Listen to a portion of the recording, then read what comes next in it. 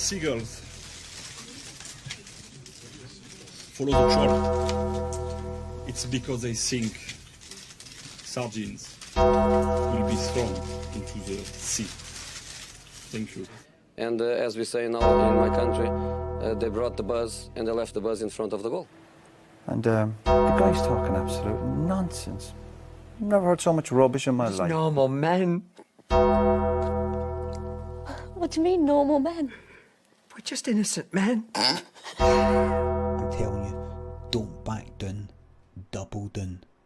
Don't back down, double down.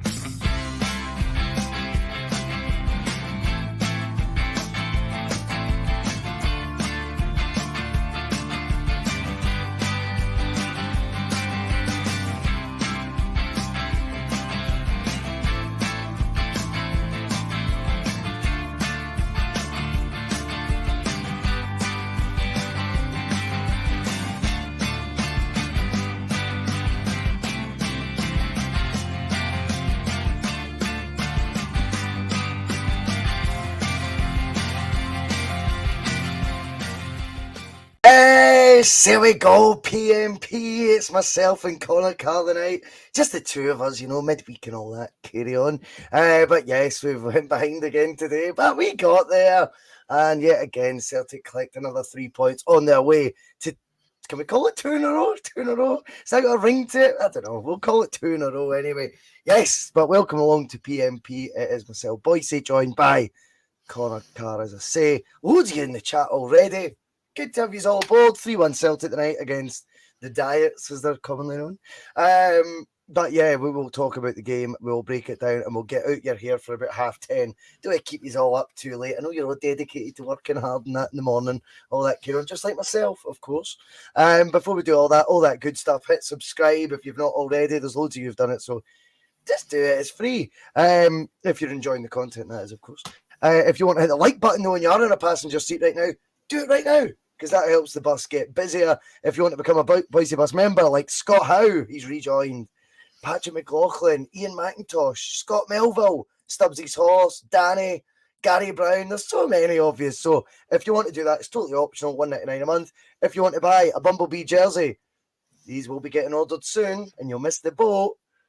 Don't miss the boat. Get an order in soon for those. And of course, 12.5%, a tasty 12.5% off at the checkout on piesports.com.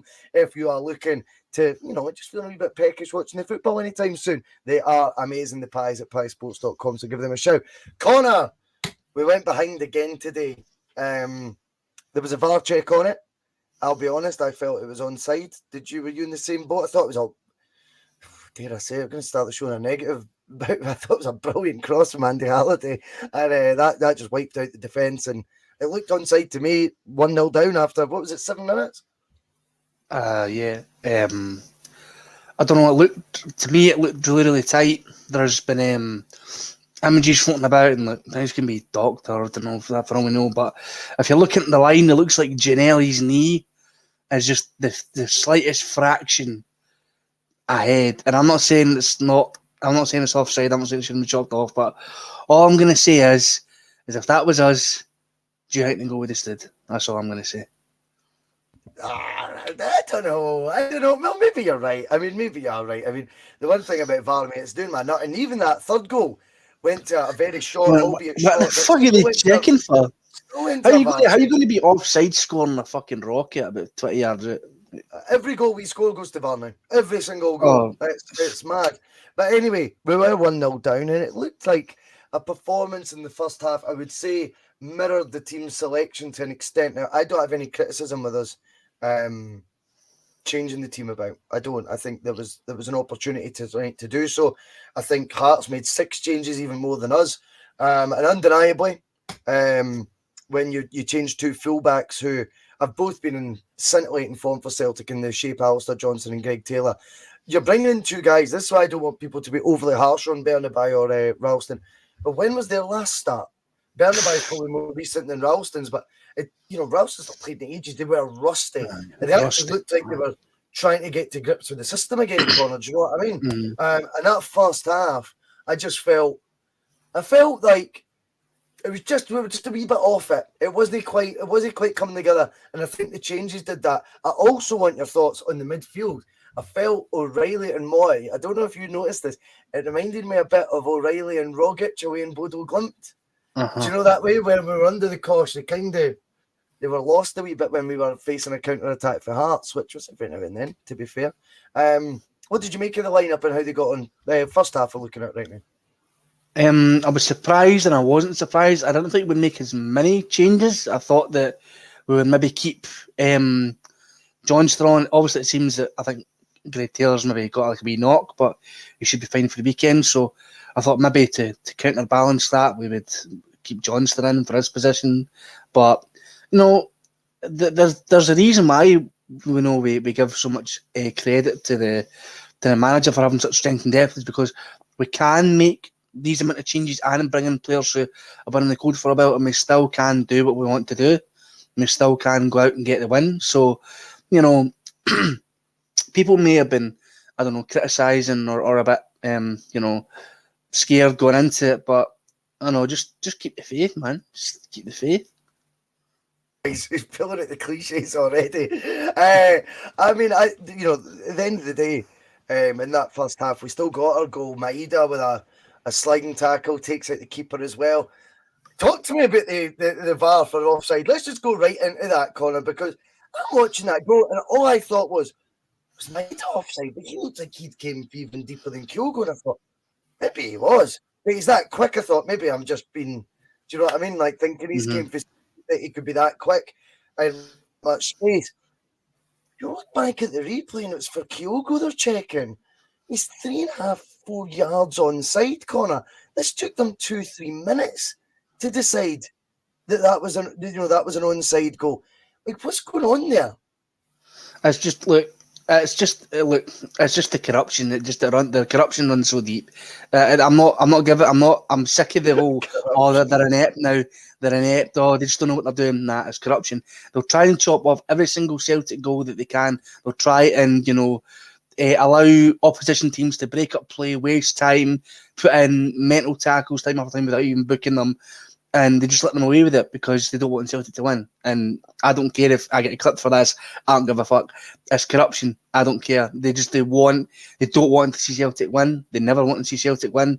And they're just trying anything they can do to just try and stop Ange Postecoglou's Celtic. And that's the only way they can do it, because from what we've seen, the opposition teams aren't going to do much to stop Celtic. So it's going to have to be the officials.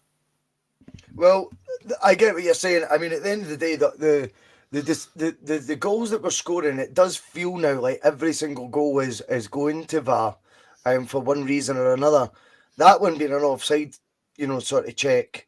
I mean, just took one replay. I feel like I'm repeating myself on the channel quite a lot these days. Repeating ourselves every week. It's every week now. I'm like, what took them so long there? And then it turns out, of course, after the goal's sort of given, they then basically are then checking, and I didn't even see a replay of this, by the way. I don't know what you were watching on, Connor, but please don't disclose it either on air. But perfectly legal means, I'll have you know. Good, mate. Good. You got the pass for paradise. That's good. But like, see the with the goals given, There's then a check for serious foul play, and I believe it's Bernabei that's the focal point of that. Mhm. But why? Because I don't. What I was watching, they never showed a replay of any serious foul play. Do you understand? Do you have any I think it inclination was as to what that was this about? the one? Was this where he kind of slipped and he was stretching out and he caught the Hearts player? Is that what it was? I don't know. Well, see, like we're watching this right from home because we're armchair fans and all that pish. But anyway, how much worse is it for the people in the stadium not knowing what's going on? With for guys like Steve-O and that the other night, they must be sitting there thinking, "What the fuck's going on? What the hell's going on?" To be fair, the last game I was at was Christmas Eve when we played St Johnstone, and I think all of our goals got checked as well. And I'm like, what are they checking for? Because they looked onside to me, clearly onside. I don't know what they were checking. The only thing they had to check for that I think was legitimate decision was the Turnbull red card. But they're just checking everything and they're not making it clear enough what it is they're checking, why they're checking, why the decisions are being given. To be fair, Connor, to be fair, the big screen did go up saying VAR check, serious foul play. I appreciate if you're in the stands, that doesn't give you much context as to what, but what are they going to do? Put up a paragraph explaining it on the screen, do you know what I mean? They can't, I don't know. I'd be wanting, after the put it games, up I'd be on the wanting screen. refereeing reports. I don't know how if you can get access to that, but Well, make them accessible to the supporters, to the public, and I don't know why they did it. They used to interview referees after games, asking why they made certain decisions. And so I don't know why you wouldn't do that again, although we know why. We know why, that's all there's a thing with the transparency that really gets me, because you could have, for example, today, Bernabei's played for the first time in ages. He's still learning English, but he could be thrust in front of a camera, do you know what I mean, and go, "Oh, you took you a while to get to grips with it. He didn't have a great staff," and we would, that's part of his gig. He's got to do that. We're talking about, guys in their late 30s, 40s, do you know what I mean, who have good professional jobs on the side that are getting paid handsomely to do this part-time, but put them in front of a camera to justify a decision. Oh, that's off the menu. I totally get what you're saying. Of course that would help us. It ain't going to happen. That's the reality. I also take the point, though, that came in the chat earlier. I think it was GP. It was. And I think he's got a point here.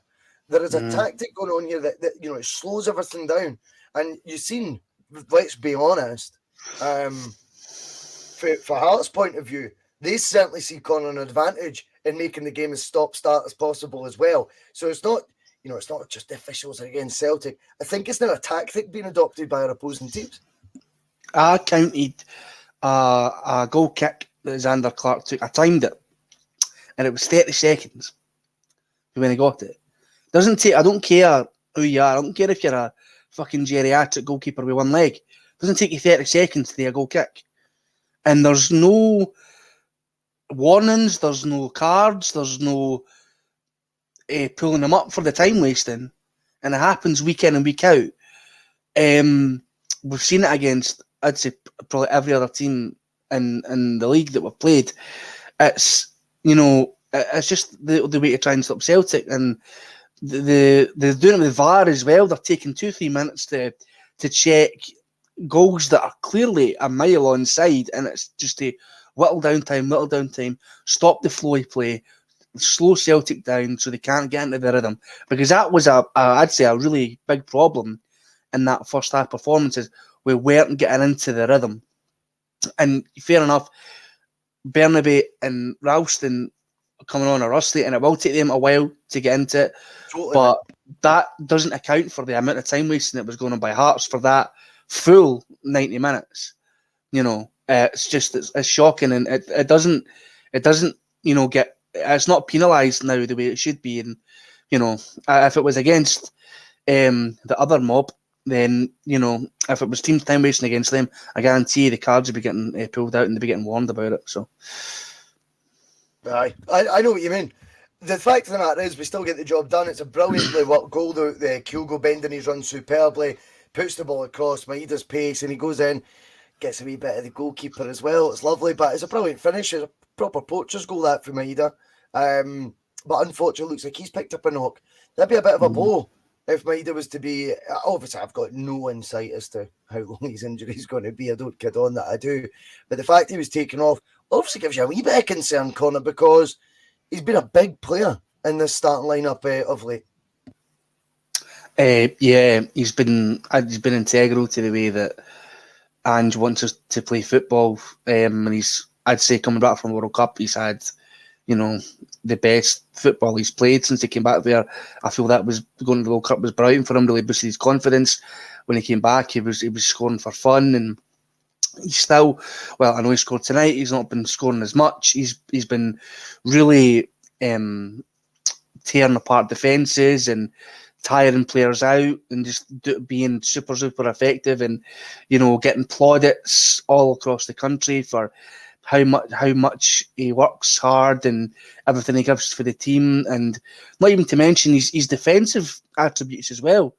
If there's one player that's not in the defence that I can guarantee, if there's opposition players bombing up the pitch to try and counter on us, there's one player I can guarantee will also be bombing back up to try and help cover the Celtic defence. It'll be Maeda. So, if I know I'm jumping ahead, but if on Saturday it's 1-1, the game's on a knife edge, it's the final 5 minutes, and Hearts slump a ball up, and we're left with, I don't know, Haxaban out to Rabada instead of Maeda to try and come and track back and cover the defenders, then we can be losing out on a lot. Aye, no, you're right. He brings a lot to the team. Obviously, we'll get on to the second half now, and I mean, I thought the Kyogo goal was a thing of absolute beauty. The leading up to it. I don't know if you noticed Jota's look away pass to Moy. He's looking at the stands when he passes it in. It's class. Then it's another Moy assist. Yeah, another one. I think that takes him second behind O'Reilly in the assist charts now. And considering the first half of the season he had, do you know what I mean? I think that tells you how good his form's been since he found his form. Another assist. I thought Kyogo's finish, just lashed that by the goalie. That was ruthless. And that was a really, really important goal as well. It's great scoring loads of goals and stuff like that, and some of them looking really easy on the eye and being the Celtic way and what we do under Postecoglou, and this is what we do in the training ground. That was just ruthless. Like, we need a goal here, Kyogo. Makes his run perfectly. Just get the laces through it, son. Loved that. He just absolutely rattled it into the back of the net. Gives us that 2-1 lead. His 25th goal of the season. Do you know what's weird? I was thinking about it, watching it. I felt last season he was more prolific. Does that make any sense in your head? Because he wasn't. This year he's actually more prolific. I think it's because the goals we've scored that high a volume this season. So if I've got that many other 19 different goal scorers in the Premier League, Connor, we've got this season, believe it or not. 19. Try and get your head around that. And I think that's maybe why it's in my tiny wee mind, and it is tiny, like diluted the amount of goals, like in my mind, that Kyogo's actually scored. Do you know what I mean? Whereas 25 for the season, we're only at the beginning of March. How many is this boy going to finish on? I mean, I said before, I think 30 plus is a stick on now. I think the reason why we thought he was more prolific last year is because I think he scored more hat-tricks last season. I think he scored maybe 2 or 3 hat-tricks last season. So I feel he's been scoring more goals spread out, maybe not as many in short bursts, and that's maybe why we're not seeing it, because he's not really been out injured for like a long period of time like he was last season as well. Bearing in mind we had to start Abada as our striker for a good few games, I think, around about Christmas time last season. So, but no, Kyogo's just absolute deadly, and now he's on fire, and I regret sticking a $5 on Yakimakis to get top goal scorer this season, but also bet my dad £50 Yakimakis has scored to be top scorer, but I'm not going to remind about that. But I hope we forgot. But no, it's just he's been absolutely electric, and I think he's got that fire in the belly that maybe not getting picked for the national team's game when he's like, all right, you don't think I can come in and do a job? Right, well, I'll fucking show you. So, we've got the Asian World Cup next year? The Asian Cup next season. So I think the way he's going now, he's definitely getting him, Hatati, Maeda, maybe even Awata as well. They're all getting picked for that. So, but we'll cross that bridge when we come to it. Well, exactly, and you know it's interesting because a lot of chat is coming in the comments for the third goal scorer, and that is Haksabanovic corner. Now, that goal he scored has been coming. He's been trying to set that goal up every time he's came on recently as a sub. That cutting in on the right foot, and they're all getting blocked or whatever. And then this one, that is just an absolute peach. And he's hit that with a guy brimming with confidence as well. And it's brilliant to see him back to his best. This was our player, the country's player of the month in November. And to think that's only his fourth of the season because it's been sort of stop-start for him this campaign, Conor. He's another one that adds to the options we've got. He brings something different to the party as well. That's what I'm loving about Haksabanovic. He's a completely different conundrum from the rest, which that's the wonderful versatility. Don't even try, Russell. Do you know what I mean? But the versatile nature of the wingers that we've got, he brings a different element himself as well. And a lot of people in the chat are campaigning for him to become a regular starter. I was wanting him to start against St Mirren last weekend. I feel like what he brought in that last 15, 20 minutes against Rangers, whilst he never scored, I feel like more than anything them start against, St Mirren and Paisley. But, I think he's got to get more minutes now. He took that shot with some fucking venom, and he's been waiting for that. I don't know if you've seen his interview after the League Cup final. He said, what was it? They said, "Oh, how do you feel about it? You came on, you only scored and stuff." He goes, "I'm built for these games." He goes, "Next time," he goes, "I will score." And I'm like, I fucking love that, man. I'm like, keep going with that attitude. Honestly, like, he's another maverick, and we know Ange doesn't take kindly to those. But if they keep going the way he's going, and he keeps putting in the work rate and keeps putting in a shift, then honestly, I think he could, maybe work his way up to being one of the starting wingers, because he's absolutely brilliant, and he's so tricky on the ball. He's very good with the ball at his feet. He's good at passing it off, and he can take a good shot as well. Totally, mate. He just, as I say, I just think he brings a different sort of element to the front three that we've got. That's obviously rotating, and this is the beauty of this squad, Connor. Yeah, the first half maybe wasn't all that, and maybe even the second half wasn't as a free-flowing best at any point. But you know what? I'm now at a stage, I hate saying it, but I'm old enough to now remember about, in full, about 23, 24 seasons of Celtic, like game 1 to game 38. I've never known a season where we've won the title and we've not had to grind it out, or we've had a bad day at the office but still got the 3 points. And I'm not going as far to say today was a bad day at the office as such, but you can't always have the optimum performance levels, game in, game out, particularly when you're making changes, particularly when there's 2 games in a week. And I just feel like that's part and parcel of a league title winning campaign. That is one of the pieces to the puzzle to winning the league, is sometimes when you ain't at your best, getting the result. That's what we did today. We got the 3 points. We were a goal behind, we faced adversity. We had, obviously 4 different changes to the starting lineup, so we got other guys minutes in the legs, and we've ended up beating third place team in the league comfortably in the end 3-1. And had the game went on another 10 minutes, that would have been like a St Mirren, that would have went to 4 and 5. Oh, definitely. It's patting it with another cliche, but it's a performance worthy of champions. That's how you become champions. You grind out results when you're maybe not playing at your best. You're maybe still in second gear, and that's the thing, is we can go up higher than that, and we know that for a fact. And that's the thing that's, I feel, so comforting about this team, is we know that with that performance, I think under any other manager, or 3-1 against us, you must have been absolutely brilliant. That must have been a great display. No, we didn't really get out of second gear. We were a bit rusty. And, we've got levels to go up. And it's such a great safety net to have that, I feel is the reason why, well, there's only 9 points in it and a fucking mountain of a goal difference. Make no mistakes about that. Although I'm a bit raging. Rangers managed to claw the goal difference back by one goal. By one wee goal. I Time was know. back on. Squeaky bum time.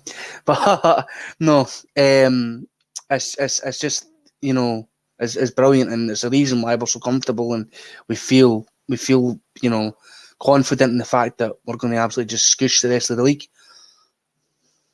Well, it does feel, I mean, that's us down to 10 games left. You know, our rivals will be clinging to the fact that means 2 against us, and that could potentially cut it down to 4 points in their tiny minds. But I mean, I don't see that they'll win both those games anyway. I think, you know, with 10 games to go, I think a 9-point and effectively a 10-point gap when you take in the goal difference you were just referring to there. I think when you combine those two factors, it's a compelling argument this league title is going to go to Celtic Park. Do you know what I mean? We have in the last couple of games went a goal behind Connor. But do you know what? As I say, these are things that we need to expect. We need to expect these sort of, and they're minor bumps in the road, by the way. This isn't something that's going to become a habit with Celtic. I don't see that. I just think if you look at the amount of games we've played, 28 games, 26 wins. How many of those 26 wins have we actually fell behind in? Not many at all. Do you know what I mean? And I just think these wee bumps in the road, we need to accept. I know Patrick's having a laugh there saying the panic merchants at halftime, they're a hoot when it's not 3-0 after 20 minutes, you know. And I just think maybe that's because the expectation level as well, Patrick, has just went through the roof. That sometimes is a roundabout compliment to the team as well. I think sometimes people are just so not used to seeing us facing any adversity now that they maybe shit the bed, for want of a better term, more than what they normally would. But as I say, not that I can grow a beard or anything. I'll talk to myself, Connor. Brilliant, son. But not that I can grow a beard or anything. But I am now of a vintage where I've seen many a football season now. Many a season of Celtic, many a title-winning season as well. But I also am aware that sometimes things aren't always going to go straightforward and go to plan. And it's for later on. It's for 5 years' time doing a Bustalgia with Phil, and you reflect on this season, you go, fucking hell, do you know what I mean? Our biggest criticism was going 1-0 down at home to Hearts, and the fullbacks aren't having a great game. Do you know what I mean? These are the sort of seasons you dream of if that's your main problems. We still ran out 3-1 winners today. The weekend just before we went a goal down, it didn't look like it was going to be our day. We won that 5-1. Hello!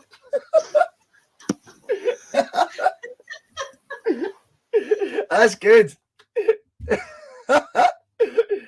Connor, just accept it, mate. You'll get the piss ripped at you, son. It's the last time. It's the last time he's getting invited on, I tell you. But yeah, CJ's coming in saying he is choking to see the Hacksaw goal, mate. It is a thing of beauty, CJ. You're not going to regret watching it, mate. It's an absolute peach. NM comes in. He says, "Oh, my mouse isn't working. What's happening here?" 2 seconds. NM had a wee comment. He says, "It's not panic. It's just concern when the squads change like that, and a few of the players coming in are clearly not up to the levels." I don't know. I think that's a bit harsh. I think, Ralston has proven over a considerable and a very substantial period of Angie's reign, he is capable in him. I thought today he just looked very, very rusty. Bernabe, I thought, came to life in the second half, if I was going to be positive about that.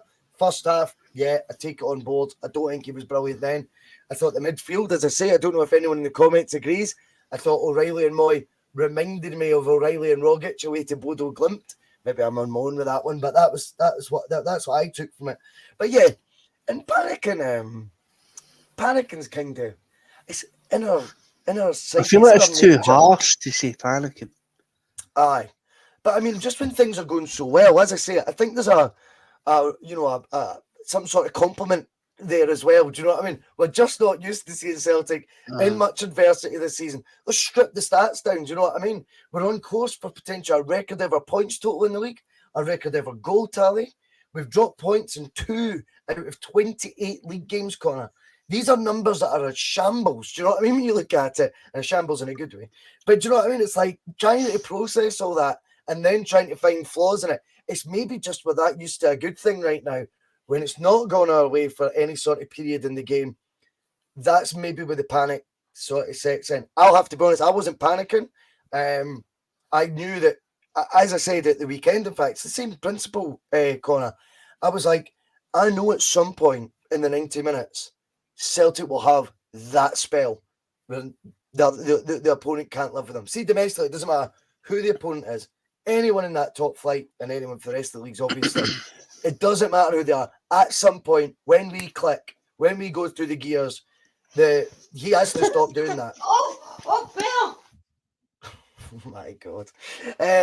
But basically, can you hang? That's got to be the question you ask. Can you hang with a Celtic team? And to be honest with you, I don't really see how any of the opposition we're going to face domestically will be able to hang with us, because we're going to have that spell in every game. Whether there's been a goal down, whether there's been 2 goals down, there will be a minimum of 30, 40 minutes where Celtic just exert that pressure, that dominance, and wear our opposition down. You could tell by the end, Hearts were down on their feet. Even that last goal by Hacksaw, a thing of beauty, of course. But they just couldn't get near him by it because they'd ran the race. And that's how he's able to pull away. That's how he's able to get that finish. Aye, you know, it's I feel like so the Doug got in, had to get the Doug out.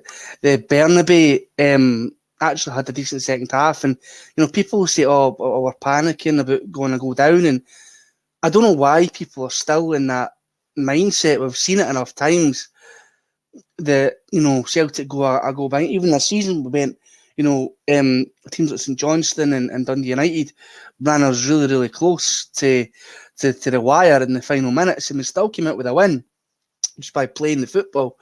And it's just it's just this mentality that we need to just keep going forward with. It's, you know, I don't panic anymore. See, if we were to concede 2 goals, maybe not less, but 2 goals in the first 10 minutes, I'd be like, we're fine, because we've got another 80 minutes where I know we're going to have that period where the opposition team is not going to be able to deal with anything that we can put towards them, whether we go and score another 3 or another 5, 6, whatever. The way that this team is performing is just incredible, and I feel like this is maybe a Celtic thing, a Celtic fan thing, that we need something to complain about when things are going so well. You know, there was a period there where Kyogo wouldn't score for like, oh, fucking Kyogo shite, get him out. And you're like, he's no, just give him a wee while, and we were still top of the league, still clear. You know, oh, Hart made a daft back pass. Oh, get him out. Oh, Starfelt's done something bad. And like, you look at Starfelt and Carter Vickers, they have not lost a league game when they've been playing together. What other centre-half duo can you say that's played at Celtic for the amount of time they've been here? Games, that number of games. It's true. You and can. By the way, I thought the centre-half partnership was very good again today. Brilliant. It goes without saying. The two of them just work so well at the back. We talked about another fringe player, and he's been coming up in the comments as well. I thought Ivata looked very good when he came on, or Iwata. I'm not entirely sure how to pronounce it yet, but I thought he looked really good when he came on, nice and tidy. His first pass was straight to a Hearts player, but after that he settled into the game. I thought he was an excellent addition. And obviously when Atati comes on, just levels just go up a wee bit. He's playing a different sport for the rest of the country, Connor. Mm-hmm. Oh, see, the Iwata, I thought came on, was very comfortable, looked great. Hatati's a joke, but he's a cheat code in this league. He's a cheat code, and you bring him on, and the things he can do on the ball, the passes, the control, the close control. He's like, and I thought we were really going to miss Tom Rogic, because, you know, I thought Hatati at the end of last season was looking really burnt out, but granted, that was because he'd played a full season in Japan and then came and played half a season with us. But honestly, I think Hatati's 10 times better than what Rogic was, and I love Tom Rogic. But the things he can do, the goals he can score, the passes, everything, you know, it's just incredible. He's absolutely amazing, and long may it continue, and long may he be here, because, you know, getting a player as special as him in this team does not come very often. So we need to do, I feel, everything we can to hold on to him and to keep him here for as long as possible, because people think he's good now. Give him a year, give him 2 years, he'll be fucking and immense. You know, it was a joke, and obviously I spoke about this, I think, last week. Because of the university system in Japan, he can develop more at a later age because of he's only been playing football professionally for a few years. So if we wanted to, and obviously it's if he wanted to as well, we could get the most out of him at his peak years for a long time, right up until like his 30s, if he wanted to, if we deemed it necessary. Trying to keep a hold of him for that long I know. will be a different debate. That's I going to be very know difficult. I know. But you know, just honestly, he's the market that Postacoglu's went into is it's an absolute gold mine, and the gems he's pulled out of there has been nothing short of extraordinary. I agree with you, mate. No one could have foreseen that players for the J League would be coming over and having the impact they are. 25-goal Kyogo, potential player of the year, Hitati, you know, just to name a couple. Maeda on fire, our World Cup player for Japan was Maeda out the three of them. I mean, that's unbelievable in itself. Kobayashi, we're still to see what he can bring to the party, although albeit he's already had Jens packing his bags. So that tells you that Ange rates him higher than what he does Moritz Jens. Ramiz Khan comes in. Good to have you on the bus, mate. I've never seen your name on here before, so welcome aboard. We didn't need to panic. Our players are too good. We were really classy in the end. For me, Bernabei had a good game. I'm not a big fan of his, but I thought he played. This is a group of winners. Summed up very well by Ramiz there, Connor, because that's the reality of it right now. The good thing is, whilst we could talk about fans being panic merchants like Patrick was earlier and things like that, the players don't panic. That's the best bit. They don't panic at all. They're in complete control of their emotion, of their game plan. They don't seem to flinch when, you know, they're as I say, a punch gives them a bloody nose. It's okay. They're ready to go again. They just keep doing what they do. And as I say, by the end, they're wearing down opposition. They're exhausting teams. I said about the game at Hampden a couple of weeks ago. You look at that first goal we scored, and it was because they were begging for that halftime whistle. We had ran them ragged, maybe not by being, again, what seemed at our scintillating best that first half, but purely by energy, dominant possession, letting the ball do the work, and the tempo we played. The thing is with the Rodgers team was the tempo. When we were, yes, we dominated possession, probably similar possession stats under Rodgers, but the tempo wasn't there at times. In fact, a lot of it was sideways. This is a lot more direct in its nature, and that, I think, is giving players, they're always having to turn, they're always having to look behind them, and the movement off the ball for some of our players as well. It's not even just the ball that's doing the work, the off the ball running for the players. And now I think what we're seeing as well, right, is, remember in the first sort of the early formative year months of Angie's reign, we were worried about how's this team going to be fit enough to do that for 90 minutes, because it looks like they're running out of puff.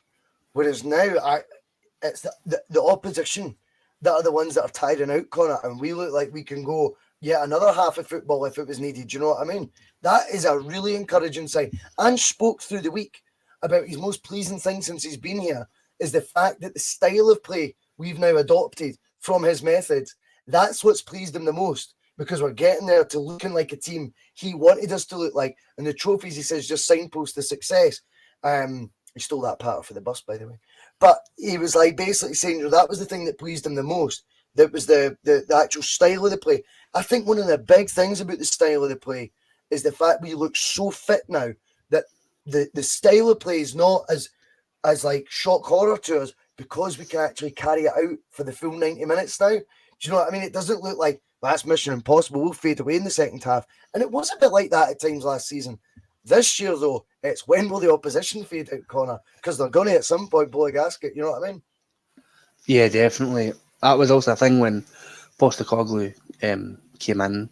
He was really adamant on getting the fitness up for the players, and you know, we had seen the previous season before, players were blowing at their arse after 40 minutes, you know, just it was terrible. And under Postecoglou, everything's just, you know, reached this point, and obviously we're thinking now, oh, how can it get better than this? This is amazing. It's going to get even better, I think, this time, you know, next season. We think they look good now, wait until next season. Wait until we've had another transfer window. Wait until we've had another £30 million and they've had more time to work with the players and more, you know, time to work on drills, fitness, techniques, tactics, you know, all of it. And just, you know, honestly, I don't know. You could pick about, like, you couldn't name the player in that squad till you help me to win the bleep test, because you feel like they'd all just keep fucking pelting back and forth all day. You know, they can just run and they're feared to cave because Big Ange's watching over them going. just give him a death. Just give him a death stare, man. Honestly, that would send a shiver down your spine. But no, it's brilliant, and look, it's excellent. You know, you even seen players like Ralston and that, who look a lot fitter and a lot more powerful than what he did, you know, a few years ago. Hatate looks brilliant. Maeda can just run for fun. Yeah, Callum McGregor has always been, you know, really, really fit, but he's just taking that midfield and, you know, bossing the game. And, you know, even you look at Moy when he came in, can they kick his own arse? You look at him now, he's doing a lot more running. He's got, like, since I think also another thing we have to maybe, like, give kudos to is the involvement of Harry Kewell. I feel like he worked really closely with Moy and players like Maeda, you know. It's just it's excellent. He's waffling. I know I'm waffling. It's past my bedtime. The fitness is excellent. So, and, you know, long may it continue. And, you know, there's even players that, you know, we could get in who could even be better athletes. You know, we never, honestly, like, see the transfer window for Celtic now under Postecoglou's a box of chocolates. You don't know what you're going to get. You know, that's a good point. Just Collins Forrest Gump, man. It's you know. So honestly, it's all these different things that are coming together in this, like, mad concoction of what Postecoglou's put together that is just giving the fans so much praise, so much hope on every level, from the players, the backroom staff, you know, the training, everything, you know, from, you know, when you watch interviews with the players and that, everything from top to bottom is getting, you know, plaudits. And even players who are leaving, who, whilst they've been here before, they don't necessarily owe anything to Celtic, like Giacomakis and Julian are saying he's one of the best coaches he's ever worked with. Yeah. Like, he's excellent. And even then, they just didn't see eye to eye. But he was still complimentary on what Postecoglou was doing, which I feel speaks volumes about the man. I mean, I think one of the things I would say as well, so we'll have a wee quick look ahead to that before we wrap up. What sort of bearing, if any, does the performance, the result, and what happened tonight have on Saturday, if any? I appreciate they clearly had one eye on it, right? Because they made 6 changes for the game tonight. I think Shankland and Snodgrass weren't even in the squad, which tells you their focus is Saturday. Do they have any more confidence going into the game? As I say, I think Celtic have, you know, plateaued, but they've plateaued at a standard that's way up here, by the way. But I think we'll just take it in our stride as the next game, the next challenge, the next hurdle to get over this season. Do Hearts come away for this deflated? Do they come away thinking we've seen chinks in the armour? Does it have any bearing at all on the weekend? I couldn't tell you. I feel like it won't, because honestly, I know Anne says, "Oh, I don't look to these other games, and I don't, you know, it's just the next game, and then the next game. Then why did they make those changes? You know." So I feel like we're going to obviously field a different team on Saturday. I feel like Taylor and Johnston and maybe the midfield and that will change, and possibly the wingers. So it could be a completely different ball game for it. And look, we've already played them at Tynecastle this year, and yeah, they took us close. But Hearts' best player that day was VAR.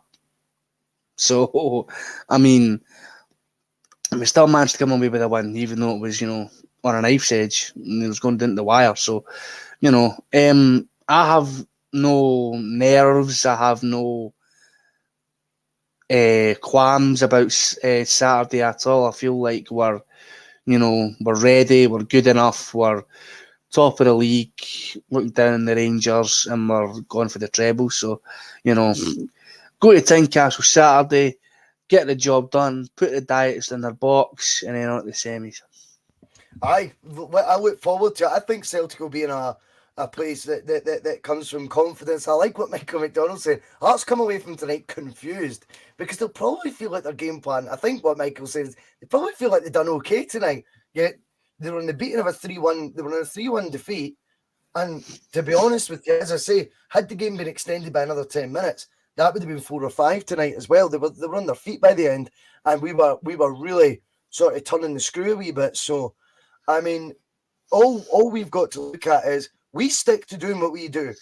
Now, the occasion on Saturday won't get the better of us either, I don't feel. I think it's one of these ones that we seize upon. We thrive for these sort of matches. This is the toughest fixture we could have got in the Scottish Cup quarter-final. We were never going to get Rangers in the Scottish Cup quarter-final. That's not a conspiracy theory, by the way. Look at the record over the last 6-7 years since they returned to the top flight. It's always semi-final or final, right? You somehow will never get them in an earlier round. The quarter-final, for me, though, that was the trickiest, was Hearts away. We got Hearts away.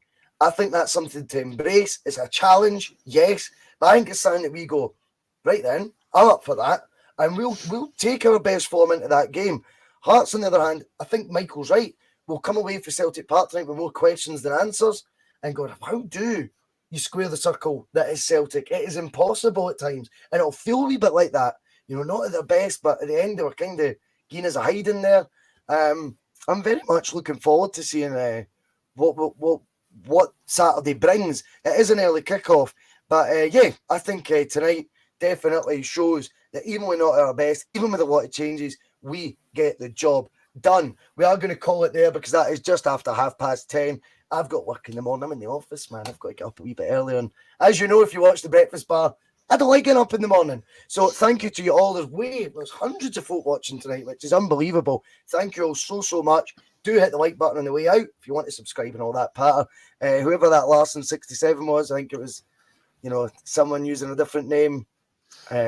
Wow, you got blocked. And I think he says, who's the woman with the blonde hair?